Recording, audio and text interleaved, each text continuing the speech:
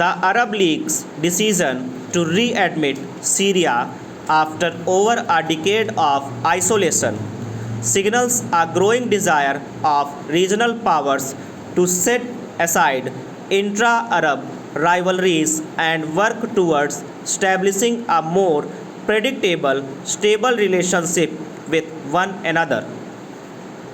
Ironically, it is Saudi Arabia which had rallied the Arab countries to expel Syria in 2011 amid the regime's crackdown on protests that pushed for Syria's readmission. The move is also recognition that Syria's President Bashar al-Assad has practically won the civil war and signals the weakening influence of the US, which still imposes heavy sanctions on the regime and is upset with the League's decision.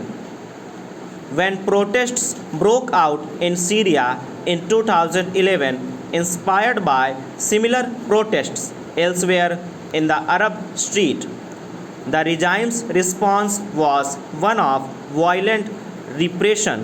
But when the protesters took up arms and got support from Mr. Assad's regional rivals such as Saudi Arabia, the UAE, Qatar, Jordan, and Turkey, the crisis turned into civil war. Over the years, the Assad regime, backed by Russia, Iran, and the Hezbollah, managed to stabilize and push back the rebels and jihadis. Today, Mr. Assad controls most of the country except Idlib in the northwest, which is run by a former Al Qaeda unit, and the northeastern parts ruled by the Kurds, where the US has a military presence. Though late, the Arab countries realized that their policy of regime change in isolation of Syria had only boomeranged on them. As Syria was expelled from the Arab League and Arab countries backed anti-regime forces in the civil war, Damascus moved closer to Iran. Today, Saudi Arabia, the UAE, Jordan, and others want to re-establish the lost balance on their ties with Syria. The Arab countries and Turkey, which host millions of Syrian refugees, want to send them back. For that, they need to cooperate with and help sanctions hit Syria, which was battered by a devastating earthquake in February, sustain itself economically.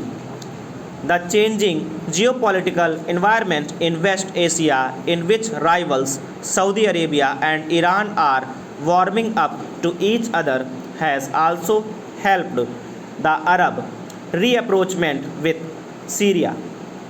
As a token gesture, Syria has agreed to take back 1,000 refugees from Jordan and cooperate with neighbors to crack down on drug smuggling. But this is only the beginning. Mr. Assad might have won the civil war, but the wounds of the war, in which his regime used brutal methods to crush the opposition, are still festering. The country's infrastructure needs massive investments.